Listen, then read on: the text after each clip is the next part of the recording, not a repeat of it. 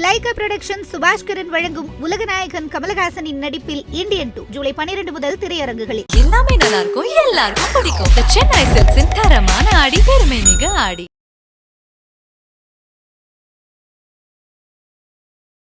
பேசினதுக்கு யாராவது கைது பண்ணுவாங்களா? வெக்கமா இருக்கு அப்படிங்கிற கைது சம்பவம் தவறானது கூட நான் எடுத்துப்பேன். ஏன்னா ஒரு பேச்சுரிமை என்ற அடிப்படையில் அதை நீங்கள் விட்டுறலாம். திமுக கேஸ் போடுறத விட தப்புன்னு எடுத்துக்கிறேன். ஏன்னா பட் என்ன வார்த்தை நீங்கள் பயன்படுத்துறீங்கன்னு ஒன்று இருக்குது. என்ன ஒன்றா வார்த்தை பயன்படுத்தக்கூடாது. ஒரு விஷயத்தை நீங்கள் விமர்சிப்பதற்கு 1000 வழி இருக்குது. இப்போ இருக்க திமுகவில் நிறைய நிர்வாக சீர்கேடு இருக்குது, ஊழல் இருக்குது, இல்லைன்னு சொல்ல. ஆனால் அதை விமர்சிங்க, அதை பேசுங்க. செத்து போனவரை பற்றி அன்றைக்கோ பாட்டு எழுதுனாங்கன்னு சொல்லி இந்த பாட்டை போட்டுருக்கலாம், என்ன பலன்? இல்லை, இந்த கைதுக்கு அவர் ஒரு காரணமாக சொல்கிறதுன்னா உதயநிதி ஸ்டாலின் கூட இருக்க ரித்தீஷ் காரணம். நீங்கள் திமுக காரணம், முதலமைச்சர் காரணம், இல்லை அமைச்சர் காரணம் சொன்னால் பரவாயில்ல. ஒரு எஸ்பி அப்புறம் உதயநிதியோட ஃப்ரெண்டு ரத்தீஷ் காரணம்னா யாரை ஏற்றுப்பாங்களா? யோசித்து பாருங்கள். சாட்டை துரைமுருகனை கைது செய்வதற்கு உதயநிதி ஃப்ரெண்டு தான் ரெக்கமெண்ட் பண்ணோமா? ஒரு திருச்சி எஸ்பி தான் ரெக்கமெண்ட் பண்ணோமா? நல்ல வேளை திருச்சியில் இந்த போலீஸ் ஸ்டேஷனில் இருக்கிற ஏட்டு தான் காரணம்னு சொல்லாமல் போனார். இந்த ஏட்டுக்கு தான் இந்த ஜாதியெல்லாம் பிடிக்கல. என்னங்க அர்த்தம் அது? திருச்சியில் போய் புகார் கொடுக்க அந்த எஸ்பி பண்ணுவார்னு சொல்லலாம். ஆனால் எஸ்பியே முடிவெடுக்கிறார், எஸ்பியே ஒரு தனிச்சா முடிவெடுக்கிறார். அப்போ எஸ்பி என்ன அவர் என்ன சுப்ரீம் பவர், சிஎம்மோட மேல் அதிகப்படியான அதிகாரம் வச்சுருக்காரா? இன்னைக்கு சீமான் அவர்கள் சாட்டை முருகன் என்ன பேசினாரோ அதை ஒரு பாடலாவே பாடி என்ன கைது பண்ணுங்க பார்ப்போம், என்ன புல்லு பூச்சி இல்லாதவங்களாம் நீங்கள் கைது பண்ணிருக்கீங்க, என்ன கைது பண்ணுங்க அப்படிங்கிறாரு. அவர் மீண்டும் ஒரு கைதுக்கு தயாராகி ஒரு அரசியல் பரபரப்பு கூட்ட வேண்டும் என்று எதிர்பார்க்கிறார். நீங்கள் சீமானை பற்றி திமுக ஒரு பேச்சாளர் செய்தாலும் தவறு, நாகரிகமாக பேசுங்கன்றோம். இவங்க அதிகாரங்கிறது செய்கிறாங்க, அவ்வளோதான். வேறு என்ன செய்ய முடியும்? நான் இன்னொரு ஒளிப்பதிவு காட்டுறேன், காணொலி காட்டுறேன். அவர் பிரத்யேகமாக எடுத்த காணொலி, சாட்டை திருமணம் கண்டிக்கிற காணொலி இருக்குது. நீ இப்படிலாம் பேசக்கூடாது, நீ இவரை விமர்சிக்கக்கூடாது, திருமாவை பற்றி பேசாதே, பாட்டாளி மக்கள் கட்சி பற்றி பேசாதுன்னு சாட்டை துரைமுருகனை கண்டிக்கிற ஆடியோவுடன் ஒளிப்பதிவு இருக்குது. சீமானை கைது செய்யப்பட்டிருக்கான வாய்ப்புகள் எதுவும் இருக்கிறதா நீங்கள் பார்க்குறீங்க? சீமான கைஸ் அவரே கேட்கறதுனால நான் கேட்குறேன். கடைசியாக என்னோட கேள்வி நான் நினச்சிட போகிறேன். தமிழ்நாடு முழுவதுமாக ஒரு பெரிய ஆர்ப்பாட்டத்துக்கு தயாராகிறாங்க. எல்லா ஸ்டேஜ்லையும் டெய்லி இது பாடுவார். நீ சாட்டையை கைது பண்ணல, என்ன கைது பண்ணு அப்படின்னு இந்த பாட்டை டெய்லி பாடுவார். திமுக இரிட்டேட்டிங்காகவும் ஒரு கட்டத்தில் திமுக அவரை கைது செய்யும்.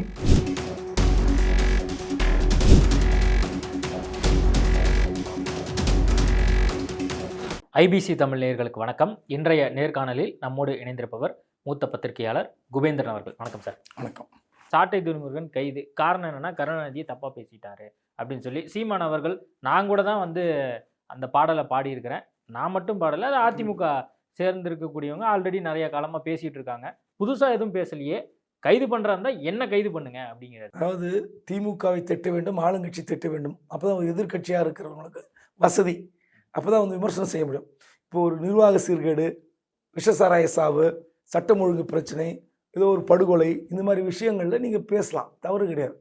நான் என்ன கேட்குறேன், கலைஞர் தான் இந்த நாட்டை கெடுத்தார், கலைஞர் தான் இந்த நாட்டுக்கான உரிமைகளை பறித்தார், என்ன பண்ணணும் எனக்கு புரியல.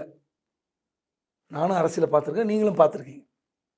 ஒன்றும் எக்ஸ்பீரியன்ஸ் ஒன்றும் கம்மியாக இருக்கலாம், உங்களுக்கு ஒரு 5 வருஷம் 10 வருஷம் குறைச்சலாக இருக்கலாம். நம்மளோட அதிக அனுபவம் வாய்ந்தவர் சீமான். அவர் தமிழ்நாடு அரசியல் நல்ல அத்துப்படி. என்ன பண்ணியிருக்கணும், தனிநாடு கோரிக்கை விட்டுறக்கூடாது, துப்பாக்கி எடுத்துகிட்டு எல்லா ஸ்டேட்லேயும் போய் கலைஞரும் அண்ணா, கலைஞருடைய அடுத்த தம்பிமார்கள்லாம் போய் துப்பாக்கி எடுத்து போராடி இருக்கணும், தமிழ்நாடை தனியாக பிரிச்சுருக்கணும். இது பண்ணி தான் சீமான் ஏற்றுப்பார். அப்படி தானே? வேறு என்ன சொல்கிறது? இது சாத்தியமா? அது எல்லாத்துக்கும் நீங்கள் கலைஞரை குறை சொன்னீங்கன்னா அப்போ அந்த கட்சி எப்படிங்க இவ்வளோ தூரம் ஜெயிக்குது? இல்லை, தமிழ் இனத்துக்கு அவர் துரோகம் பண்ணிட்டாருன்னு கூட இன்னைக்கு அவர் பேசும்போது சொல்கிறாரு. ஒட்டுமொத்தமாக கருணாநிதியால் தான் தமிழ்நாடே இப்படி இருக்கு அப்படிங்கிற வரைக்கும் அவர் விமர்சனம் பண்ணுறாரு. இதுக்கெல்லாம் கைது பண்ணணுமா?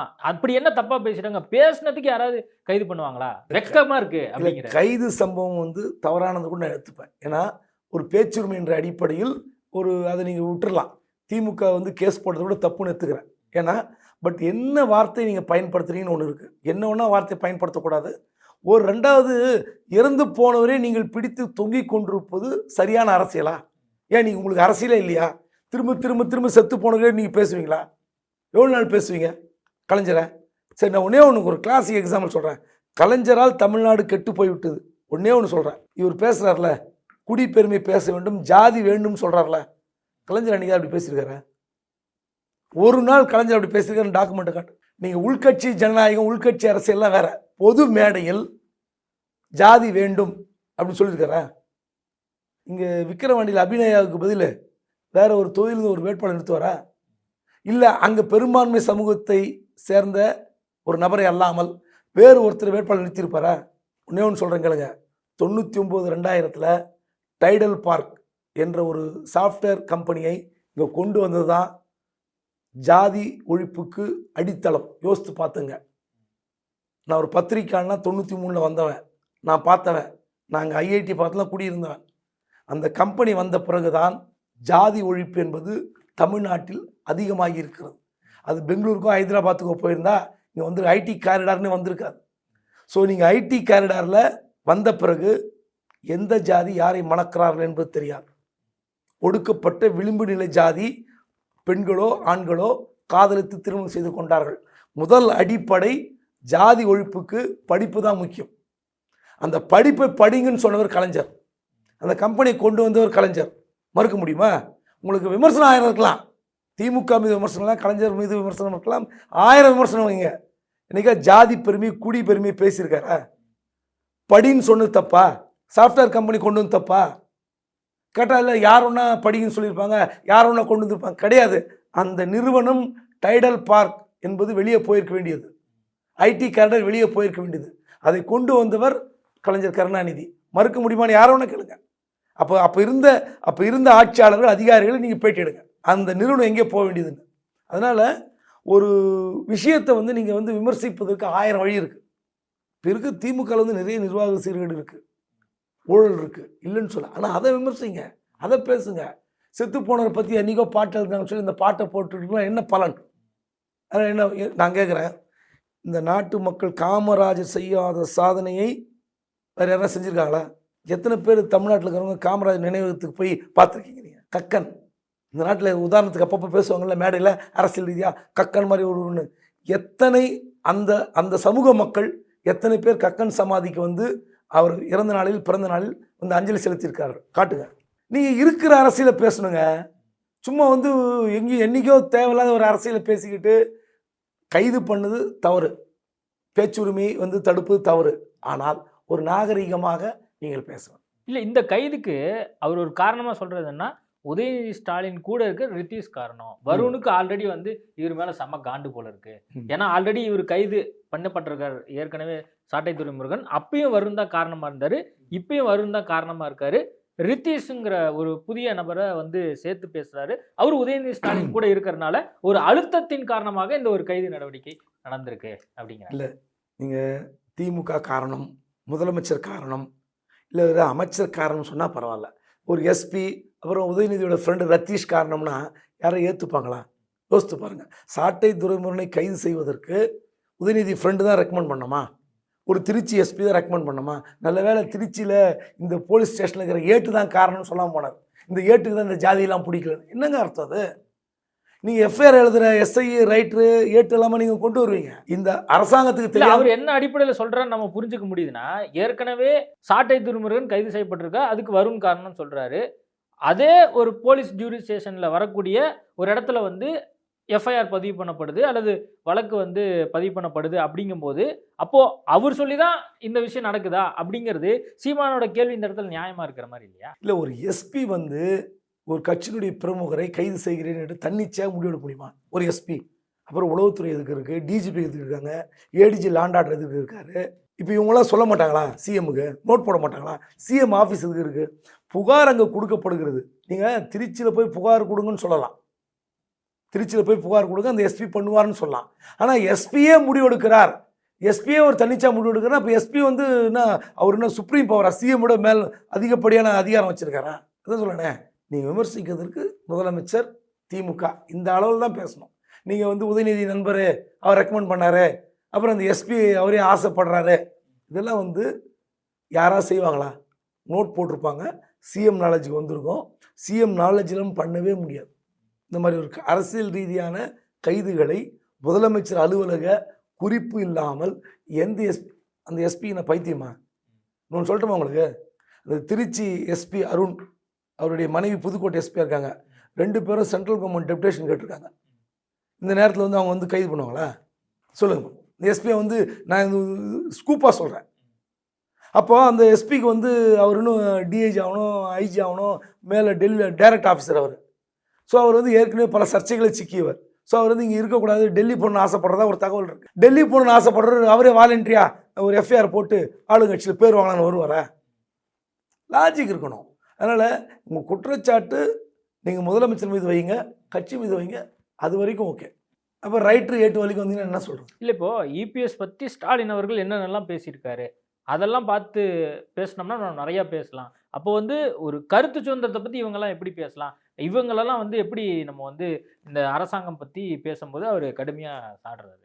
நான் சொல்லுவேன், கைது நடவடிக்கை என்பது சரியாக தவறான தவறு. நான் முதல்ல ஒத்துக்கிட்டேன், புரியுதுங்களா? அதுக்குள்ளே போய் நம்ம போய் சர்ச்சைக்குள்ளே சிக்க விரும்பலை.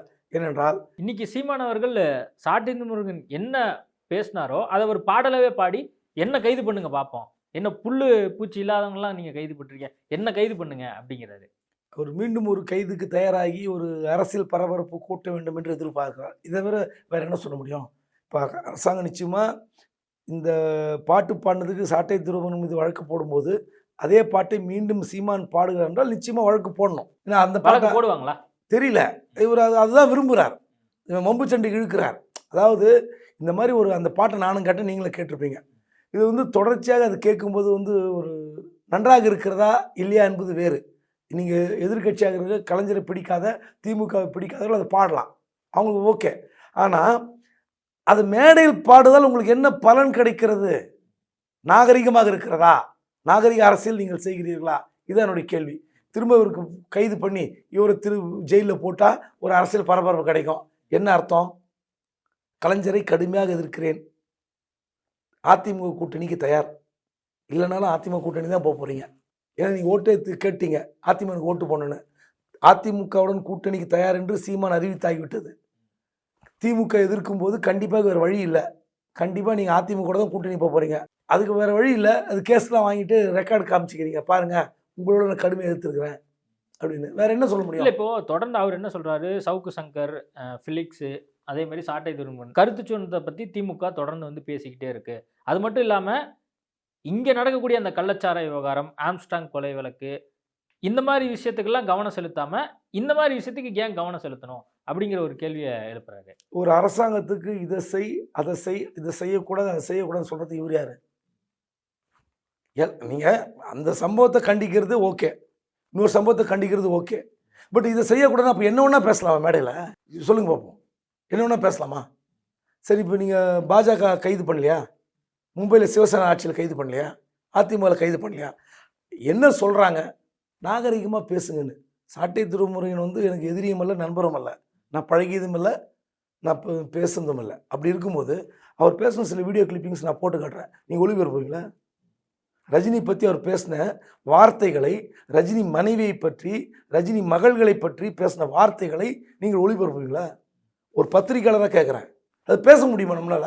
என்னால் பேச எல்லை கடந்து நிறைய நேரங்களில் வந்து பேசினது உண்டு. அது வந்து நாம் தமிழருக்கு மட்டும் இல்லை, மற்ற கட்சிகளும் அது பொருந்துங்கிறத நம்ம பார்க்கலாம். எல்லாரும் திமுக செய்தாலும் தவறு, நீங்கள் சீமானை பற்றி திமுக ஒரு பேச்சாளர் செய்தாலும் தவறு. நாகரிகமாக பேசுங்கன்றான். இவங்க அதிகாரங்கிறது செய்கிறாங்க, அவ்வளோதான். வேற என்ன செய்ய முடியும்? வேற என்ன சொல்கிறதுக்கு? நீங்கள் திரும்ப வந்து இந்த பாட்டை நான் பாடுறேன் போடு என் மேலே கேஸுன்னா என்ன அர்த்தம்? நீங்கள் இது அதாவது இல்லை, இது வந்து திமுக அரசாங்கத்துக்கு அல்லது வருணுக்கோ அல்லது மற்ற அதிகாரிகளோ அவர் சவால் விட்டு பார்க்குறாரா? இல்லை, இதனால ஏதாவது ஒரு விஷயம் நடந்துரும் அப்படின்னு அவர் எதிர்பார்க்கிறாரா?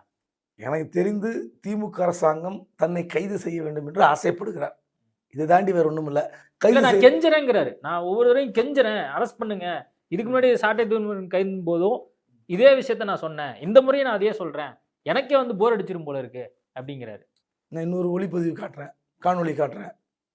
அவர் பிரத்யேகமாக எடுத்த காணொலி, சாட்டை துரைமுருகன் கண்டிக்கிற காணொலி இருக்குது. நீ இப்படிலாம் பேசக்கூடாது, நீ இவரை விமர்சிக்கக்கூடாது, திருமாவை பற்றி பேசாதே, பாட்டாளி மக்கள் கட்சி பற்றி பேசாதுன்னு சாட்டை துரைமுருகனை கண்டிக்கிற ஆடியோவுடன் ஒளிப்பதிவு இருக்குது. அது ஒரு மிமிக்ரி பண்ணாங்களா? இவரை பற்றி பேசாதீங்கன்றாரு. நானே உனக்கு சொல்லி நீ அவரை பற்றி பேசுகிறேங்கிறாரு. அப்போது கட்சி தலைவரை மீறி சாட்டை துரைமுருகன் பேசுகிறார் என்பது உண்மை. ஸோ நீங்கள் அவர் வழியில் அவர் ஆதரிச்சு ஆகணும். சாட்டை துரைமுருகன் கைது செய்தால் செஞ்சுக்கோன்னு சொல்லி சீமான் சொல்ல முடியாது. கண்டிப்பாக ஆதரிக்கணும். கண்டிப்பாக தன்னுடைய கட்சி தொண்டர், கட்சியினுடைய மாநில நிர்வாகி கண்டிப்பாக ஆதரிக்கணும். ஆனால் என்ன ஒன்றா பேசிட்டு வா அப்படின்னு சொல்கிறதுக்கு சீமான் தயாராக இல்லை. வேறு வழி இல்லாமல் ஆதரிக்கிறார். இவர் ஏற்கனவே ஒரு கைது பண்ணாங்க. அதுக்கு முன்னாடி கூப்பிட்டு கண்டிச்சு ஆடியோ இருக்குது, வீடியோ இருக்குது. அது அவங்க கட்சிக்காரங்களே வச்சுருக்காங்க. நீ இதெல்லாம் பேசாதப்பா, உனக்கு பலமுறை எச்சரிச்சிருக்கின்றார். அப்போது அளவு கடந்து பேசினால் இப்போது சீமானுக்கு ஒரு லிவரேஜ் இருக்குது. அவர் பெரிய ஒரு தலைவர், அவருக்கான ஒரு தொண்டர் படை இருக்கிறது. ஸோ அடுத்த லெவலில் எல்லாரும் அப்படி பேச முடியுமா? எல்லோரும் சீமானை மாதிரி பேசி கொண்டிருந்தால் என்ன அர்த்தம்? அவருக்குமே அது ஆபத்து. அவர் முன்னுக்கு பிறனாக பேசுகிறாருன்னு நான் பேசியிருக்கேன். அதாவது சொன்னதை மாற்றி பேசுகிறான்னு சொல்லியிருக்கேன். அந்த மாதிரி பேசும்போது கண்டிப்பாக அவருக்கே நெருக்கடி இருக்குது. ஸோ ரொம்ப சிம்பிள். நீங்கள் ஆளுங்கட்சி செய்கிறது அது எதேச்ச அதிகாரம், கொடுங்கோல் அரசு, என்ன வேணால் சொல்லிட்டு போங்க. கருத்து சுதந்திரத்துக்கு எதிரான விஷயம் திமுக செய்கிறது நானே ஏற்றுக்கிறேன். திமுக செய்வது தவறு, ஓகே. ஆனால் நாகரீகமாக பேசுவதற்கு நீங்கள் ஏன் முன் வரவில்லை இதுதான் என்னுடைய கேள்வி. அதான் நீங்கள் ரொம்ப சரியான இடத்துக்கு வந்திருக்கீங்க. ஆனால் சீமானை வந்து கைது செய்யப்படுறதுக்கான வாய்ப்புகள் எதுவும் இருக்கிறதா நீங்கள் பார்க்குறீங்க? சீமான கைது அவரே கேட்கறதுனால நான் கேட்குறேன். கடைசியாக என்னோட கேள்வி நான் நினச்சிட போகிறேன். தமிழ்நாடு முழுவதுமாக ஒரு பெரிய ஆர்ப்பாட்டத்துக்கு தயாராகிறாங்க. ஏன்னா இப்போ வந்து தேர்தலில் முடிஞ்சிடுச்சு, இடைத்தேர்தல் முடிஞ்சிடுச்சு. கண்டிப்பாக அது ஒரு என்ன வாக்கு வங்கி வாங்க போகிறான்னு தெரியல. இது ஒரு மாற்றத்திற்கான ஒரு முயற்சி. எப்படின்னா என்னை கைது பண்ணு தில்லு. இப்போ இனிமேல் பாருங்களேன், எல்லா ஸ்டேஜ்லேயும் டெய்லி இது பாடுவார். நீ சாட்டையை கைது பண்ணல, என்னை கைது பண்ணு அப்படின்னு இந்த பாட்டை டெய்லி பாடுவார். திமுக இரிட்டேட்டிங்காகவும் ஒரு கட்டத்தில் திமுக அவரை கைது செய்யும். வேறு வழி இல்லை. நான் வேறு இத்தனை முறை சவால் விட்டால் என்ன பண்ணுறது? சரி பண்ணு, ஜெயிலுக்கு போவார். ஒரு பெரிய கலாட்டா நடக்கும், கோர்ட்டுக்கு வருவார், ஆஜர்படுத்துவாங்க. உண்மையிலே தமிழ்நாடு முழுவதும் நாம் தமிழர் தொண்டர்கள் கொந்தளிப்பார்கள். இதைத்தான் அவர் விரும்புகிறார்கள். திமுக அரசாங்கம் அப்படி செஞ்சால் அதை ஃபேஸ் பண்ண போகுது. வேறு வழி இல்லை. ஓகே சார், நிறைய விஷயங்கள் குறித்து பேசியிருக்கோம். நேர்காணல் கொடுத்ததுக்கு மிக்க நன்றி. லைகா புரொடக்ஷன் சுபாஷ்கரன் வழங்கும் உலகநாயகன் கமலஹாசனின் நடிப்பில் இந்தியன் 2 ஜூலை 12 முதல் திரையரங்குகளில். நம்ம சென்னை சில்க்ஸின் பெருமை மிக ஆடி சேல். தரமான ஆடி, பெருமை மிக ஆடி.